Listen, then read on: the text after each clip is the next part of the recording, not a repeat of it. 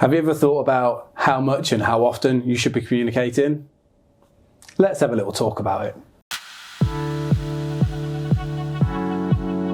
Hi, I'm Chris from School of Sub, the YouTube channel that brings you commercial and tendering tips to help elevate your subcontract business. Don't forget to like, comment and subscribe and hit that bell icon so you don't miss out on our new content.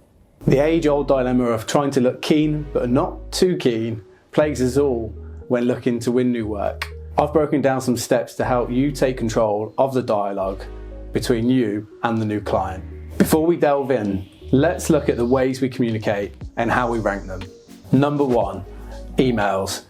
Emails are the cheapest but probably worst way of communicating. They're great for accuracy but fall short when you're looking to cultivate a new relationship. Number 2, phone calls. Phone calls are the quickest way of communicating with anybody. However, they can go unanswered. So if your calls aren't being answered, you may need to look at alternatives to get through to your client. Number 3, face-to-face communication. Nothing can compensate for how good a face-to-face conversation is, and you will get far more out of a face-to-face conversation than you would via email or over the phone.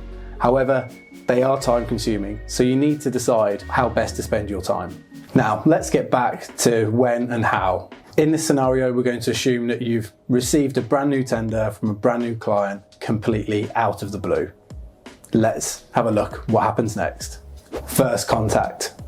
You've received a tender and now it's time to respond. You should do this in the first 24 to 48 hours just to simply acknowledge receipt. This is so important because the client really wants to know if you've accepted it and are working on it so they can move forward with the package. The meeting. Now let's say in your first contact you've arranged a meeting, you're on site, and at this point you must create the next touch points for the follow-ups after you've submitted a tender. Follow-up 1, a visit to your site. In the site meeting you had with them a few weeks back, you will have asked, can you come and see one of my sites nearby? By doing this, you're creating the most effective way of communicating, which is a face-to-face conversation, and then you can create a further touch point after this site visit. Follow-up 2, tender decision date. In the meeting, you would have obtained when are they going to make the decision or do their tender analysis. By understanding these 2 dates, you should be making an excuse in and around this time period to go and meet them. This could be something really simple like, I'm by your offices next Thursday, I'm going to swing by and grab a coffee.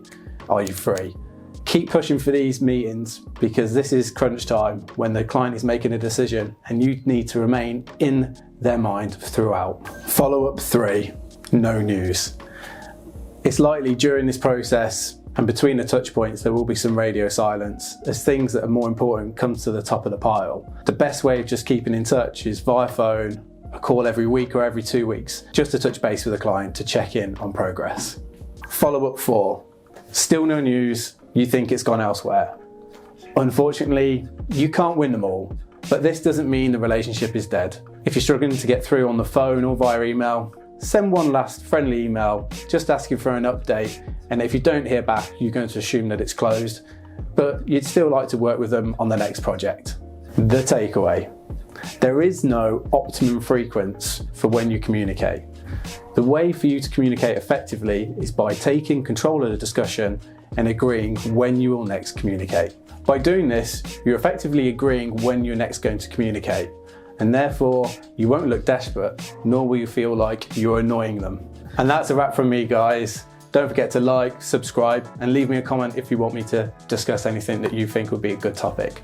See you next time.